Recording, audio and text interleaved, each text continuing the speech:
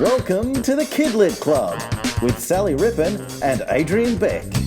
On this episode, Tristan Banks, a Rippon report about Storybox Library, and Gabrielle Wong's writing tips. Welcome to another episode of the Kidlit Club. Sally Rippon, welcome back to Australia. It's good to be back, and I've had a bit of a whirlwind tour, but it's been pretty exciting. Well, it's pretty exciting. I saw a picture of you Holding a very big book. holding a massive book. What was that all about? Well, I had to introduce Polly and Buster to a big audience in Yep. America. And in America, when you go big, you go really big. So I didn't know about this book cover, but it was so much fun. It was a really lovely thing. The publishers organised, it was a surprise. And the best thing is that all the people who were at the conference all get their pictures taken with my book, which is really amazing. With a massive book. Yeah, with the big book, yeah.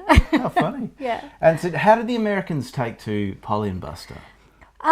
Really well, actually. So I wasn't speaking to children at this stage. I'll go over and visit next year and start touring schools. But this is a series that means a lot to me, and there's a lot of quite in-depth themes. So I was very careful in my presentation just to keep it, I guess, very neutral in a sense that you could project your own understanding of the series into it.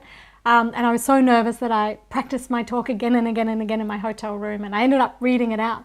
But it was actually perfect because when I've got my reading glasses on, I can't actually see anything further than here anyway. So it's like I couldn't even see the audience. So how do you I know they're highly actually recommend it. I know they could have just all walked out while I was pulling my glasses. It went so well. Where are you all? I could hear them. They clapped at the end. I'm sure it went amazing. That's great. Well, welcome back just in time for Love Your Bookshop Day, which is this weekend, this Saturday, in actual fact. Lovely thing to celebrate, I reckon, Yeah. because they are such important places. Yeah. So I'm going to put you on the spot here, Sal. All right. Why do you love your bookshop? Well, I've got a lot of bookshops around me that I love. I'm fortunate to live in Melbourne, where we have, an incredible array of independent bookstores. And I think what you really get in each individual bookstore is a sense of the owner's aesthetic and their own taste. I think each bookstore is curated in a particular way. And if you go to a bookstore that has a children's bookseller, each bookseller can also recommend a completely different range of books to your kids. So it doesn't necessarily have to be what you would find if you just clicked onto their sellers. You might go in with your child and say, my child loves horses, and they might have 5 different books that they would show your child. If you went into Readings Carlton, and if you went up to a little book room, they might show you another 5. So I think it is that curated experience that you can go into this beautiful place that just has this incredible collection of books, and each one will bring you something different. That's what I love about my bookshop. Absolutely. There's something calming, I reckon, about going to a bookstore, especially if, like me, you find yourself, you've got a couple of kids that you're looking after for the morning or the day, and they're your own, I should point out. And just pick them up on the sort way. of grabbed a couple and thought, hey, do you want me to look after you for the day? No, I haven't done that. Take my own, and if we need to sort of do something in the morning before we've got something else to do after sport, whatever it might be, particularly find myself there on a Saturday morning. And they're so child-friendly bookstores now, aren't they? Yeah. That you don't feel like you have to worry that your kids are going to touch everything, because they'll often have a box of books that they don't mind your kids flicking through. Yep. And so many bookstores, particularly children's bookstores, run events now for kids' story time. That's right. They're really an incredible part of our community, and so just getting the chance to celebrate this once a year, I think, is really important. It's sadly, we've seen a few that have finished up in the last couple of years. Yeah, even in the last 12 months, Yeah. it feels like some of my favourites have closed down, which is really sad. So it's also a really important moment to remember that you need to support your local bookstore. And every time I do a bookstore event, I make sure I say that, because that's when the parents are there as well. That I couldn't be doing this event if it wasn't for the bookstore, and we're such an important ecosystem that all rely on each other, that if we lost our bookstores, that's a massive potential to actually reach children. And Yeah, so that's right. we really need to support them. We So do. love your bookshop day. Get out and support your local bookstore. Absolutely, yes. All right, now it's time for this. The Rippon Report, where Sally speaks to Nicole Brownlee from Storybox Library. Hello, Sally Rippon for the Kidlit Club with the lovely Nicole Brownlee from Storybox Library. And a lot of you out there will know a bit about Storybox Library, but I thought it would be really nice to hear from you, Nicole, how it started, because this is your idea. I met you, how many years ago now? Would it be 5 years ago, something Well, like I that? started it about 6 years ago. There so you I go. think maybe, a year after maybe even right at the beginning. 6 years ago. I reckon think, pretty early on. So what gave you the idea to do something like this? And how did you get started? Basically, so I went into my daughter's classroom who at the time was in prep. She's just started year 8, so this was a while ago. Went into her classroom and saw that there was interactive whiteboards being used for any kind of content for the teachers for use, and there was an American reading an American kids book, which is all great. But I sort of started to wonder if there was much out there for Australian audiences and Australian children. And I went away and researched the idea. I've got a background in, I'm a primary teacher, and I have a background in publishing as well as children's literature. I've done a graduate diploma in children's literature, and thought, if anyone can do it, I could potentially give it a go. So I had a look into what was out there, and there didn't seem to be much out there for the Australian audience. So decided that I would get in touch with my contacts, publishing contacts, and see if it was going to be possible. I decided to get in touch with an educational expert, Jackie Small, who was also running a children's blog at the time, and we talked about not only having the story readings, but also providing teachers' notes that were all linked to the curriculum. So it was really important for me to create something that schools could use in a classroom setting, and it be more than just watching a television. So I've got about over 250 stories. Wow, already? Yeah, amazing. already, which is quite incredible. Because you bring them out how often? Once a week. Yeah. Although during term 3, which we're heading into now, pretty much twice a week because of the shortlisted books. So it's a bit of a scramble for us to get stuff together for the shortlisted stuff. Yeah. So there's a whole lot of information there. So apart from the fact that we've got a whole lot of books that across a range of different themes, every single book has teachers' notes attached to it that our consultant, Jackie Small, works really hard to do some very thorough teachers' notes. So teachers can prepare in advance and give some activities that are associated with the books afterwards, or they can be used in literacy circles and things like that with teachers. Fantastic. But the great thing that I love about it is that we really love producing little documentaries on the authors and illustrators themselves. So we've got it's more of an expensive process for us to do. It's quite a costly affair, and we want to really do a good job of that. So they don't happen as often as what I would like, but hopefully as we grow, we can do some more. But we've got little documentaries, so you get the behind the scenes looks at how people actually work in their studios. People like Lee Hobbs, Anna Walker. There's a gorgeous one with Anna Walker. Aaron Blaby, which is one of our most viewed. I think you went to his studio in the Blue Mountains for That's that, right. didn't you? Yeah, Amazing. we did. And we actually went to his studio in the Blue Mountains before The Bad Guys came out. So we got a real sneak peek of that, which as well. And we got him to draw Pig the Pug. And yeah, it was pretty special. So definitely it's a resource that all schools should get on board. Who else would benefit from accessing Storybox Library? Do you have subscriptions for families and parents as well? We do. So we've got a range of subscriptions. So when I started it, schools were the thing that I was thinking of as a teacher. And then of course families as well to subscribe. But I ideally would have liked to have it reach schools, and then they actually allow their families to have access as well. So we've now been able to do that, which is a great benefit of joining up as a school. But we also have a lot of interest now from childcare centres. So they're all starting to come on board as well. But the main thing that I hadn't anticipated in the early days is the public libraries, because they now, a number of them around Australia subscribe.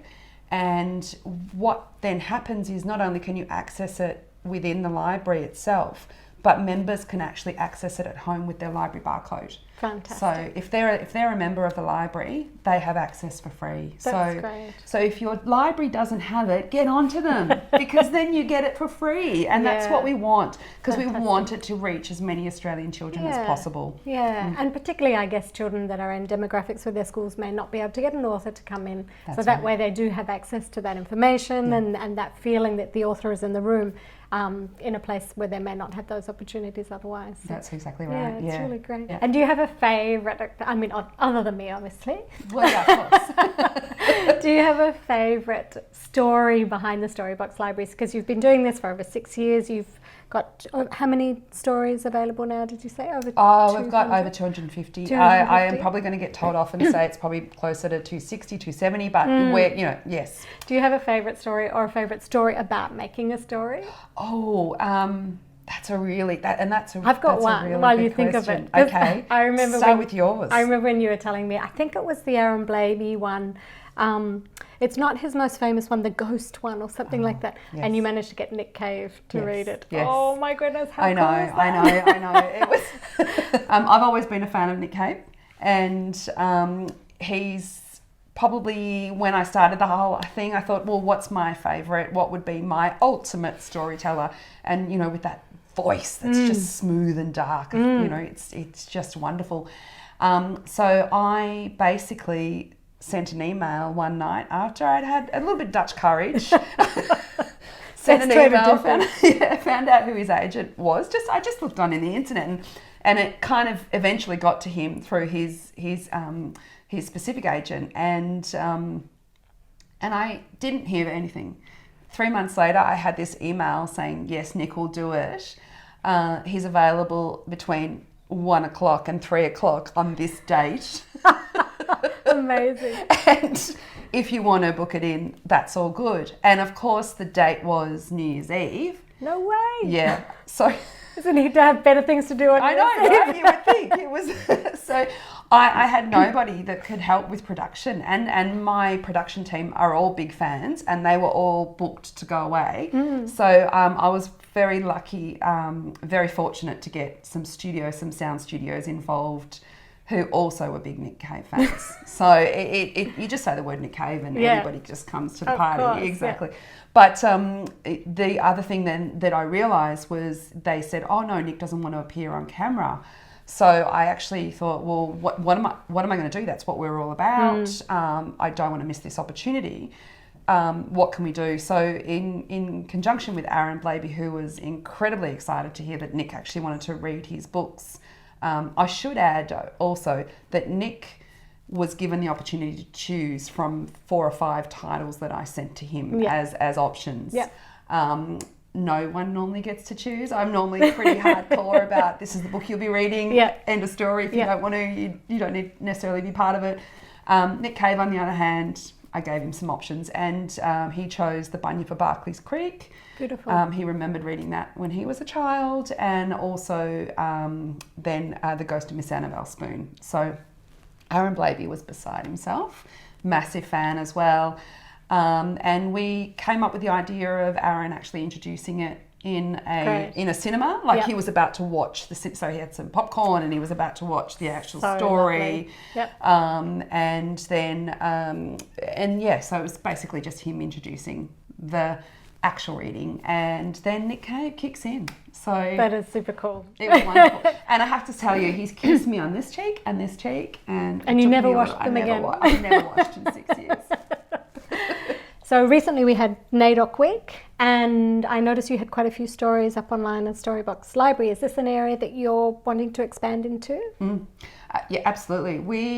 This is something that I've always wanted to do since I started the idea, and I was really conscious of the fact that the area is something that needs to be done properly, needs to be done well. Sure. So we didn't want to just... There'd been a couple of stories that we'd had, the Indigenous storytellers, Buri Monty Pryor reading his wonderful Shake a Leg. Mm-hmm.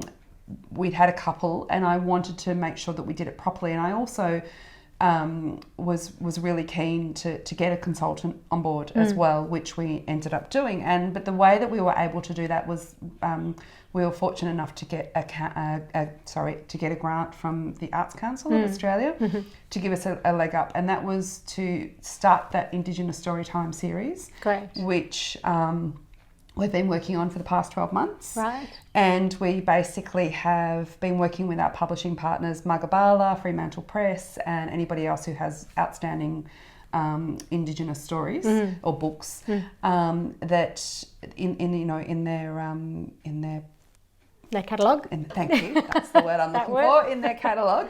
And having Indigenous storytellers actually reading those books. So we reached out to a number of people. So the stories now, we have over 20. We've filmed even more. We've got more coming out, and we've really enjoyed it. We've taken advantage of the opportunity to do it.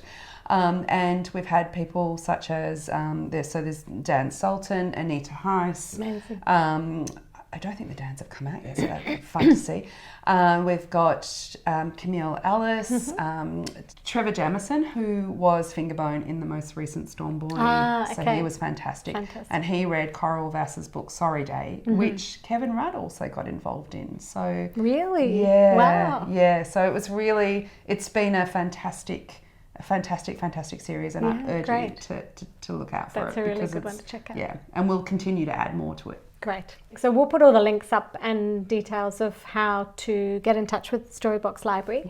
For people who'd like to download it for families, do you have trials in there as well that people can have a little bit of a look at? And Sure. Yep. So with schools, we actually have trials available. Families, you can just, it's basically, we don't have a trial as such for families. Number one, I would probably encourage you to go to your local library and see if it's available for free. And if you're not a member, join, because then you can get it. And then the other thing is to... if we go on your Facebook's page, you've often got little clips of things that you've got. That's right. up and Yeah, coming actually, too. thank you. Thank you for pointing that out.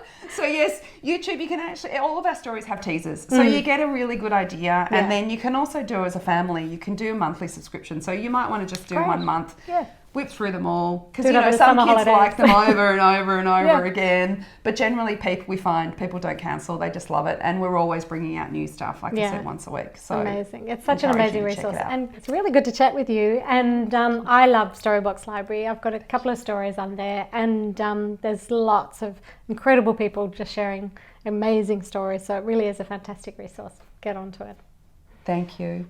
That was yet another ripping report, but now it's time for Social Media Watch. Okay, it's time for Social Media Watch, which is one of my favourite parts of this whole Kidlit Club show, because we run a fine-tooth comb over social media. Usually me in particular, but this time round, Sal, you've brought something to the table, which I'm very interested in investigating further. What have we got this time around? This is a really lovely one that I think people in the Kidlit Club may have seen some of. And I particularly liked it because it was combined with beautiful drawings, and it was Gabrielle Wong's writing tips. Oh, so yes. particularly for emerging writers, but I think they're really relevant for people at all stages of writing. There were some really lovely ones. Did you have a favourite? Because I had a favourite. I think did. My favourite was I'm just going to check the screen, was writing tip number 10, which is about being observant and being mindful. And for me, it was about being very present in the world. And the way that I will often describe it when I'm teaching writing is it's a little bit like when people travel, how all of a sudden they get this artistic inspiration. They want to take photographs, they want to do sketches, they want to write home. And I think the key to being good at writing is being that open in your own space. So in your everyday life, you have to look at things as if you're seeing them for the first time. So you become full of awe in a sense. And I think that's the thing that really resonated with me about this particular tip of Gabby's, is that it's about just being really observant, really present. Inspiration can come from anywhere if you're open to it. That's the one that I liked. That's a great one. Because did you have a favourite? So often, and we hear this about kids all the time, trying to be mindful and living in the moment and all that sort of stuff. And that's probably links into what you were saying. Because if you are stuck with your nose in your phone the whole time, then you're not really observing the world around you and allowing it to inspire you. So that's an interesting one. I do think it's problematic for children too, because I do think so much of the information they learn is by being observers. And so if you're just having a third-hand experience, just living through a screen, you're not really experiencing the world in its full form. Yeah. Okay, I did have one. My one was tip 21. Now, I think there was 30 tips all up. Which and is each of them with a beautiful drawing. Yeah, it looked fantastic. But my favourite, I like them all, don't get me wrong, but my favourite was tip 21, find your best writing time. Everyone is different.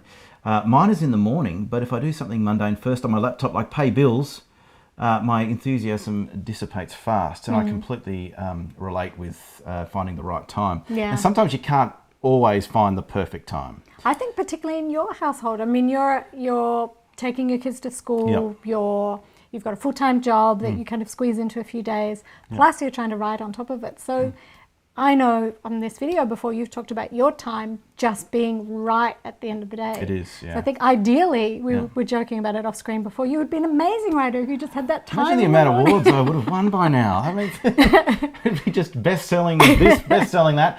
But no, I don't. I would like to write in the morning. I would like to experience that at some stage. But I think for some people, it's just wherever you can fit it in. Yeah. I remember writing one of the books I wrote a few years ago. I used to be on the train, and I used to have my little note app on my phone, and I used to tap away and write. This was the first draft, when you're sort of assembling this sort of Frankenstein first draft.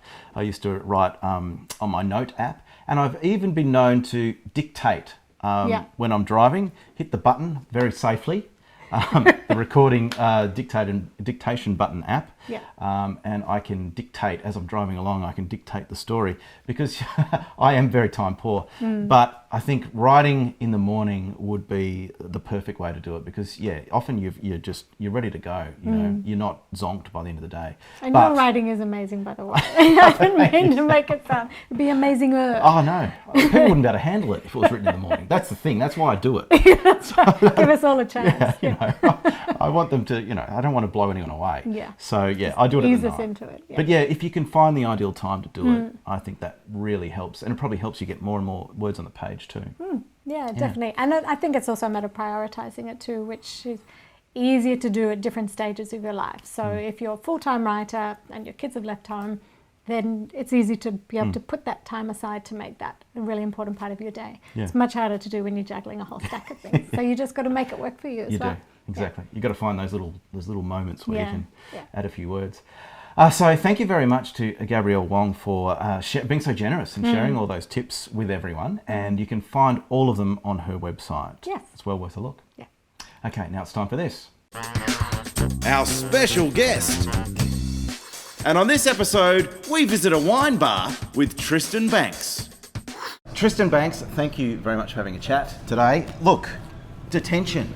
Were you in detention a lot when you were a kid? Is this where I this was comes in from? a little bit. I think in primary Were you a school. troublemaker? I feel like in primary school I did get in trouble quite a lot. What did you get in trouble for? Just Were you- being. Making up stuff? Was it a creative angle? I don't think so. I think there was something to do with an orange that was thrown at perhaps at someone, maybe at a friend, I think, and then Yep. I don't know. I remember. Yeah, there were a few detentions. Was there? I don't know whether kids get detention as much. They certainly don't get.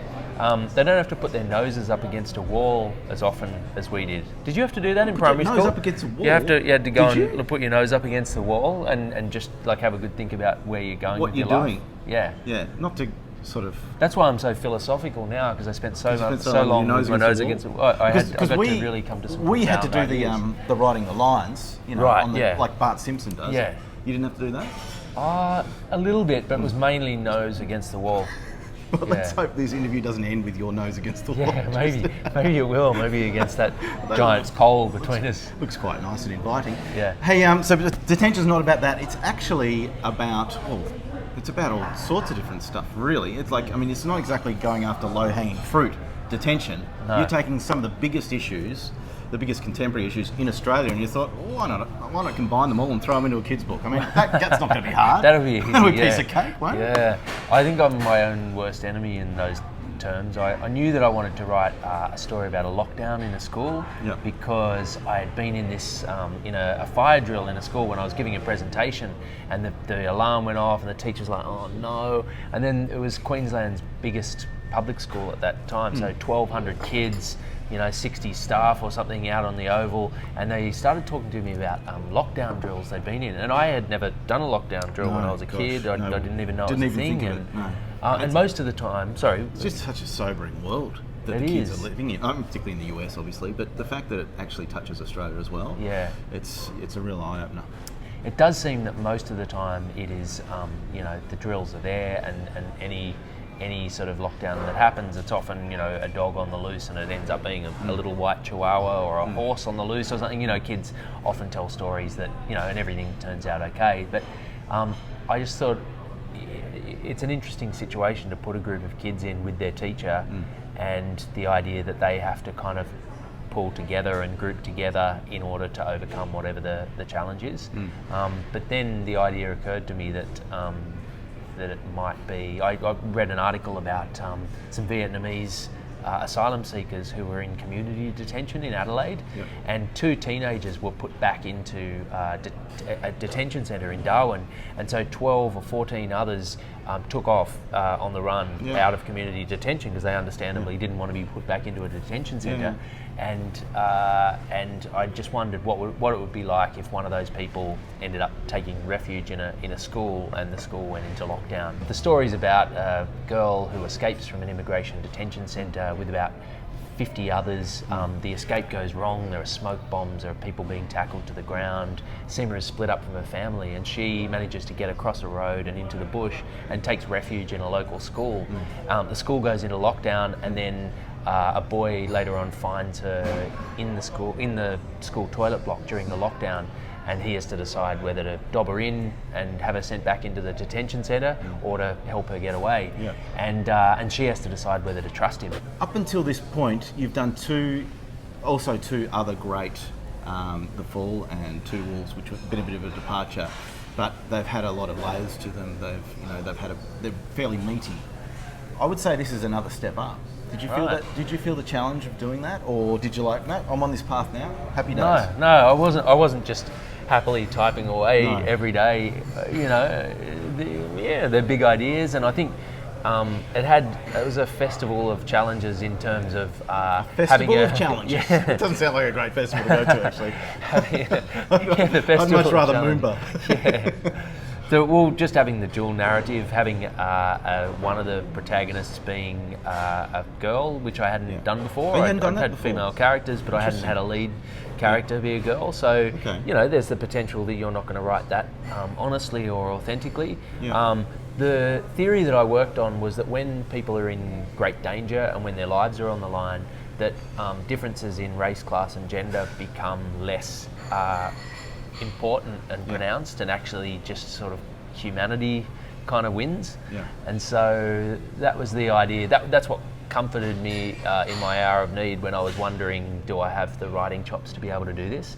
But I do think too, with Two Wolves, which was the sort of first book of this kind that I had written, I was always wondering if I was able to write this kind of book, and I think that's a good question to be wondering when you're writing something. If you're just knocking it out and you're like, yeah, I've written 10 of these before, then I feel like there's going to be less for the reader. Whereas if you're wondering and you're reaching to try to become better at what you do, for me, that's when it becomes exciting. Yeah, okay. The research behind a book like Detention is pretty intense. Well, it must be pretty intense, I imagine.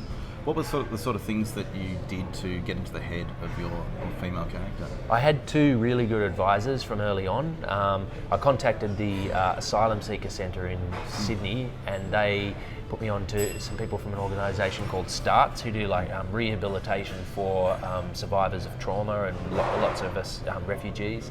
And Yasmina Bajrak-Darevich, I'm hoping that I'm pronouncing Yasmina's last name correctly, and Hassan Rezai, and they were 2 people from that organisation who were former refugees themselves, who just guided me, and we met up, and I sent them emails and I asked lots of questions, and they just gave really honest feedback. They read the manuscript, and it was pretty good knowing that you had people who were not only had all the information that you needed and were generous with it, but they also were championing the book, and they were really enthusiastic from early on that this book might reach a mainstream Australian kid audience, and that we're dealing with and asking these questions and exploring these ideas. And that's the beauty of it. It puts it all on the agenda. So what do you hope that kids who are reading this, and maybe even parents and teachers that are reading it along with them, what do you hope they get out of reading a book like Detention?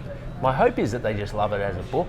Like first and foremost, when you're writing fiction, you can't go in with an agenda that I'm going to teach people about, and then they're going to go away, and then they're going to go and change the world. I just think it's the wrong way to approach fiction. You should write a non-fiction book if that's the case, and be much more explicit about it. Whereas with fiction, you've got to be true to the characters, and they've got to be authentic, and they've got to be layered, and they've got to be flawed and do the wrong thing sometimes and make bad choices. So my hope is that people just relate to it on an emotional level, and that it's page turning, and that kids just want to read it, and adults just want to read it and not stop. But after that, I hope that by spending time with these characters, both Seema, who's in a really difficult situation, but then Dan's in a difficult situation at home too. You know, his mum's not around much. He lives in a van park, but is often a few nights a week he's by himself, sort of thing, and he's trying to keep it all together.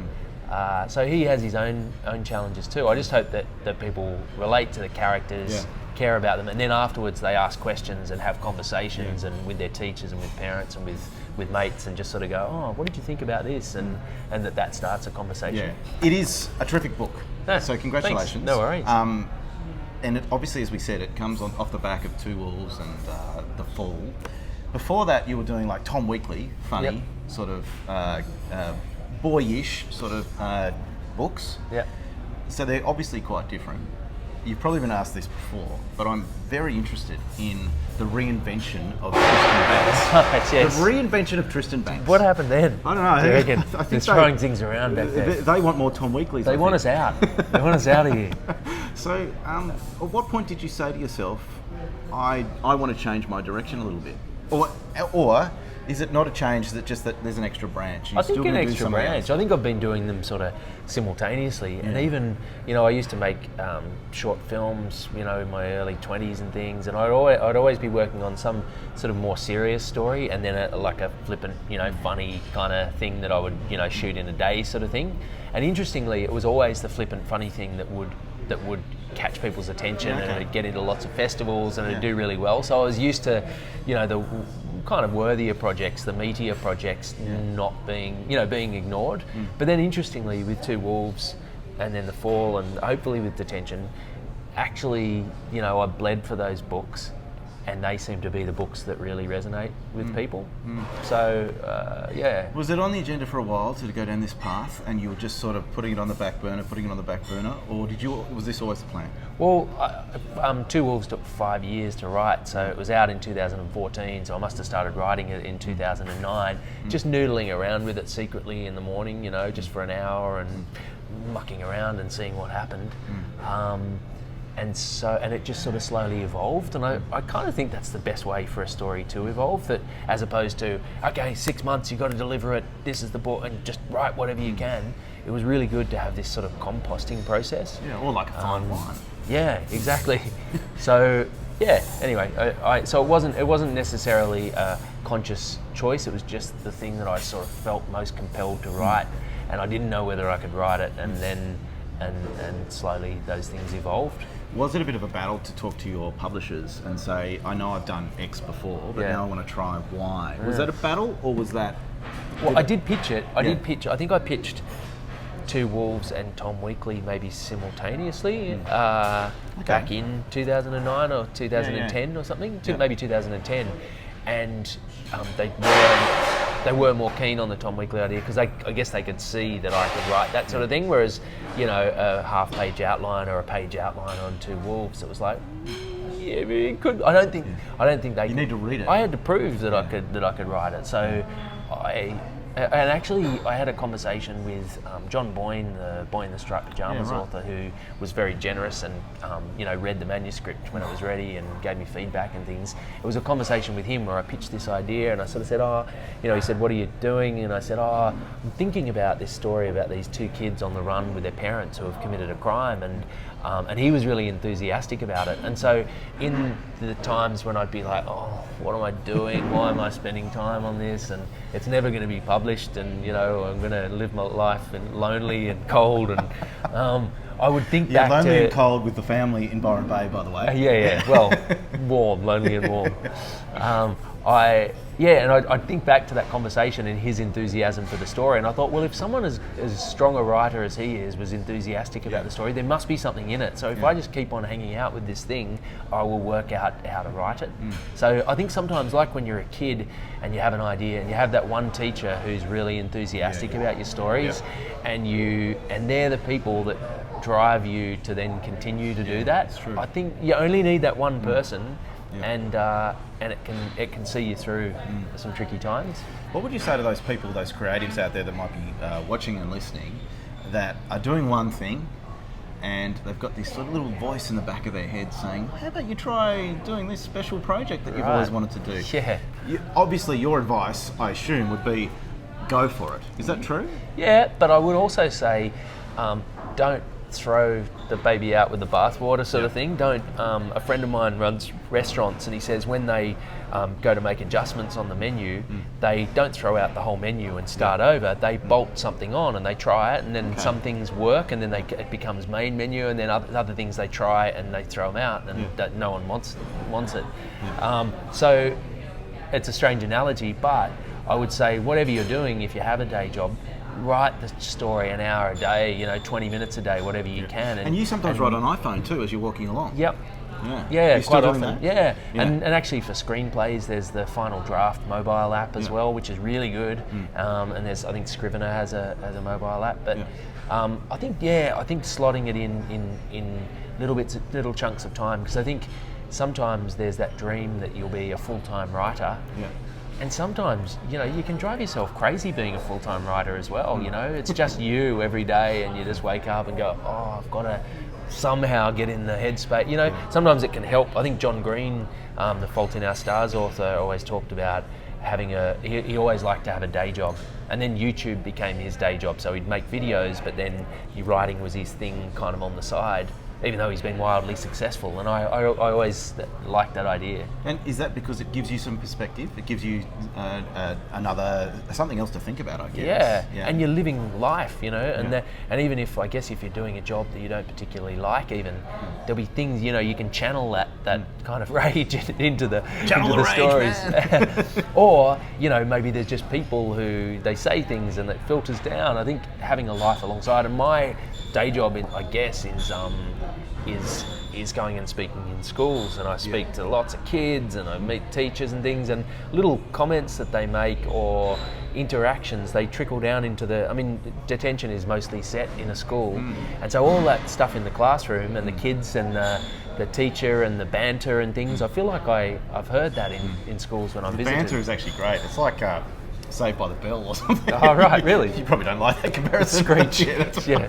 Thank you, Tristan. Thanks for having a chat with us today. No worries. I noticed the bottle of wine hasn't arrived yet that you promised to order for us, so I guess I'll just keep waiting here until it does. Shall I? Yeah, hang on, I'll get you one. Great interview. I really enjoyed hearing from Tristan. You've read the book, and I'm really keen to get my own copy now. You really enjoyed it. Oh, it was great. He's taken up to the next level, I reckon. So well done, Tristan, and I hope everyone checks it out. And before we go, though, that's just about all we've got time for. But before we go, Love Your Bookshop Day is coming up, so we hope that goes well and everyone gets involved. But the big one is coming up too. The one that keeps parents awake for months ahead of time, worrying parents, particularly like me, who are terrible at baking and making costumes. We're, of course, talking about Book Week. Yes, so it will no doubt be freaking out a few of our viewers and listeners as we speak. So what we thought we might ask for people to do is post in the Facebook group, the Kidlit Club Facebook group, some costume ideas. Now, they could be anything, can't they, Sam? Yeah, I want to see some really elaborate ones for parents who really like making costumes, but I really want to hear from those parents whose kid has brought home a notice the day before and it's 9 o'clock on Monday night and they have to have the costume by the next morning. What do you throw together? What's the quick go-to solution for a Book Week costume? Yeah. Help, I need a costume. Yeah. Yeah, so we want to see all those posts, all those, a bit of advice, but also, as you say, some elaborate ones would be great too. Absolutely. And also the other thing I'm really interested to know, I know you do a special on Kids WB for Book Week. Yes, have you got anyone fun on this time? I do. So I'm going to be dressing up in a massive book because why wouldn't I? Because you don't make the costumes. Not for that one. But I'll probably try and use that book for my Book Week appearances too in schools. You could get both your daughters in that one, couldn't you? It's rather large. But on the show, we're interviewing a whole bunch of different authors celebrating Book Week across the whole week. So we've got Mick Elliott, we've got Andy Griffiths, Jacqueline Harvey, Felice Arena, the Norton Lodge sisters, Sally Rippon herself, Nat Amor, and our great friend Alex Miles. So we've got heaps of authors on the show. Sounds really fun. Yes, for kids to enjoy. So that'll be great fun. Look out for it. Happy Book Week. We will come back to you during book week in a couple of weeks' time. Looking forward to it. See ya.